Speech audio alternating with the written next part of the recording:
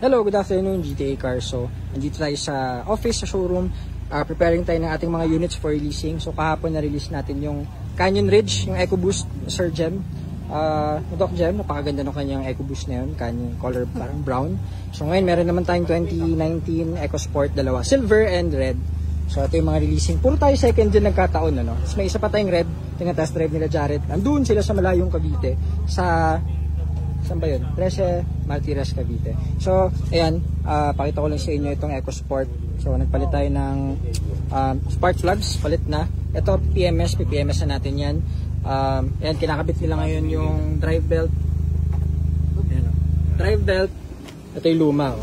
So, actually, pwede pa to kaso may mga himulmul na. Palit na rin tayo ng Ford Spec, syempre. Tapos, support, nagpalit na rin tayo ng support. Tatlo yan, pati mga engine support sa ilalim. Ano pa ba mga ginawa natin dito? Timing belt, water pump tensioner. Ayan o. So, yan. Water pump. Ayan o, kita nyo ba? Asan yung daliri ko? Ayan. So, brand new yung water pump, timing belt, tensioner. Ayan. Tapos, syempre, mga pangilalim, done, check, tapos na. Papadetail na lang natin to. Tapos yung battery, parating na yung battery natin, order natin ng battery. DIN55, kasi second gen, ito na EcoSport. Ayan, so may mga hibla-hibla na. Tapos, syempre, actually na-test drive na to ng ilang beses. Ito rin yung gamit namin kagabi sa Cavite. Ayan, so papatanggal na lang natin tong seat cover at back to factory settings tayo para pogi. Tapos, syempre, lahat ng buong detail. Kaya pagka makita nyo ito yung before and after, sobrang pogi nito.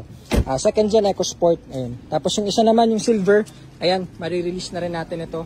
So ating takers all the way from Pampanga, i-release na rin natin. Yan o. Mga next gen EcoSport natin. Andyan na yung ano dyan, ayun pala yung focus natin, o. Re-release na rin to, ano? Release na yan. Ayan o. EcoBoost. Top of the line 2.0. Ang ganda. Pogi oh. So next na natin to i-feature. Wala akong masabi kundi maganda eh. Yun lang eh. So, ay may mga visitors. Ay sila man pala.